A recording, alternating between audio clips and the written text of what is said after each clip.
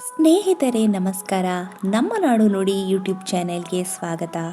ಸ್ನೇಹಿತರೆ, ಹಿಂದೂ ಕಾನೂನು ಹಿಂದೂಗಳಿಗೆ ಅನ್ವಯಿಸಲಾದ ವಿಶೇಷವಾಗಿ ಭಾರತದಲ್ಲಿನ ವೈಯಕ್ತಿಕ ಕಾನೂನುಗಳ ವ್ಯವಸ್ಥೆಯನ್ನು, ಅಂದರೆ ಮದುವೆ, ದತ್ತು, ಪಿತ್ರಾರ್ಜಿತ ಇತ್ಯಾದಿಗಳನ್ನು ಸೂಚಿಸುತ್ತದೆ. ಹೀಗಾಗಿ ಆಧುನಿಕ ಹಿಂದೂ ಕಾನೂನು ಭಾರತದ ಕಾನೂನಿನ ಭಾಗವಾಗಿದೆ.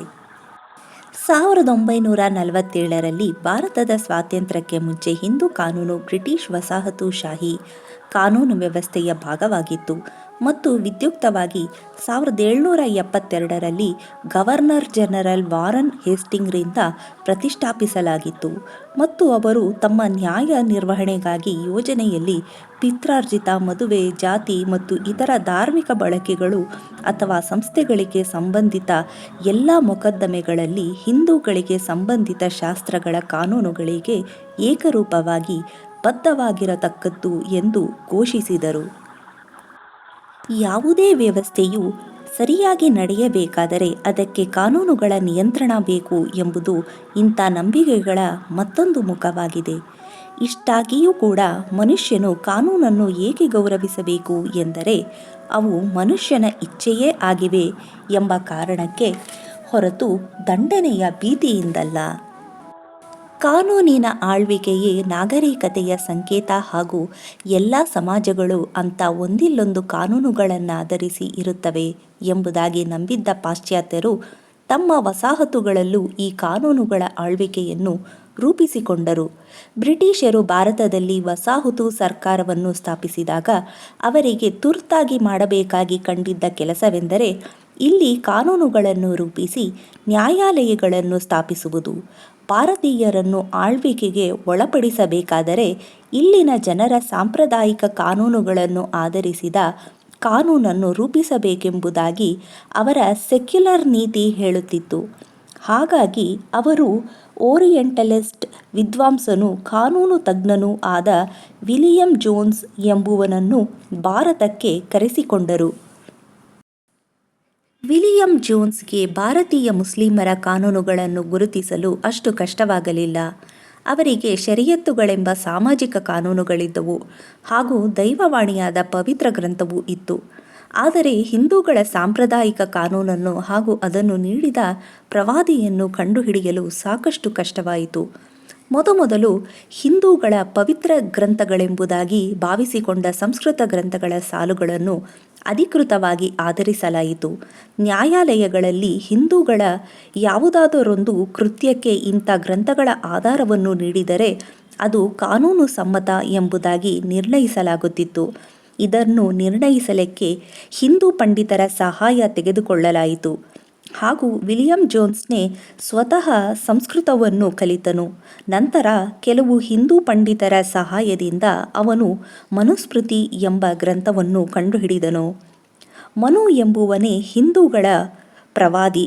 ಅವನು ಹಿಂದೂಗಳಿಗೆ ಕಾನೂನನ್ನು ನೀಡಿದವನು ಹಾಗೂ ಮನುಸ್ಮೃತಿಯು ಹಿಂದೂ ಕಾನೂನಿನ ಸೂತ್ರಗಳನ್ನು ದಾಖಲಿಸುವ ಗ್ರಂಥವೆಂಬುದಾಗಿ ಭಾವಿಸಿದನು. ಹೀಗೆ ಮನುಸ್ಮೃತಿಯು ಹಿಂದೂ ಕಾನೂನು ಎಂಬುದಾಗಿ ಪ್ರಸಿದ್ಧಿಗೆ ಬಂದಿತು.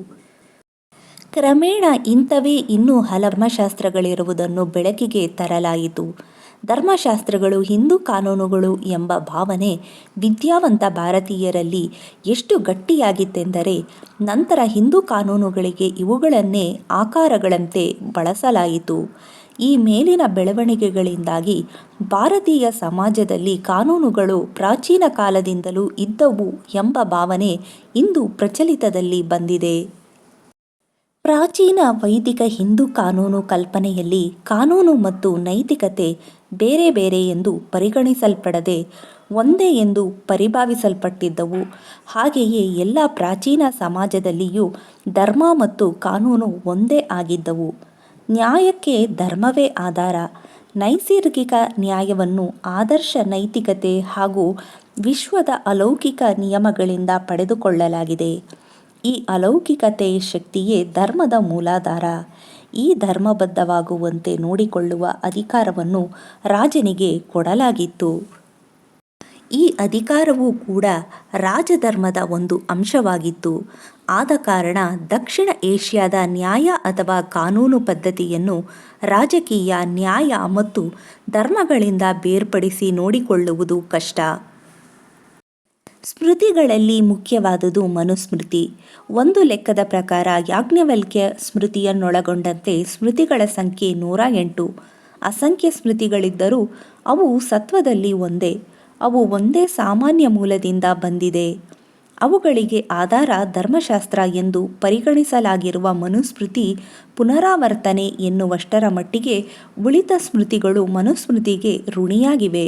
ಬ್ರಾಹ್ಮಣ ಹಿಂದೂ ಧರ್ಮದ ನೈತಿಕ ಹಾಗೂ ಧಾರ್ಮಿಕ ಭಾವನೆಯ ಸ್ವರೂಪವನ್ನು ತಿಳಿಯಲು ಈ ಮನುಸ್ಮೃತಿಯನ್ನು ಅಧ್ಯಯನ ಸಹಕಾರಿಯಾಗುತ್ತದೆ. ಮನುಸ್ಮೃತಿಯನ್ನು ಕುರಿತು ಡಾಕ್ಟರ್ ಅಂಬೇಡ್ಕರ್ ಅವರು ಮನುಸ್ಮೃತಿ ಕಾನೂನುಶಾಸ್ತ್ರ, ಧರ್ಮಶಾಸ್ತ್ರ ಮತ್ತು ನೀತಿಶಾಸ್ತ್ರ ಎಲ್ಲ ಒಟ್ಟಿಗೆ ಸೇರಿರುವ ಗ್ರಂಥವಾಗಿದೆ. ಅದು ನೀತಿಶಾಸ್ತ್ರ ಏಕೆಂದರೆ ಅದು ಮನುಷ್ಯನ ಕರ್ತವ್ಯಗಳನ್ನು ಹೇಳುತ್ತದೆ.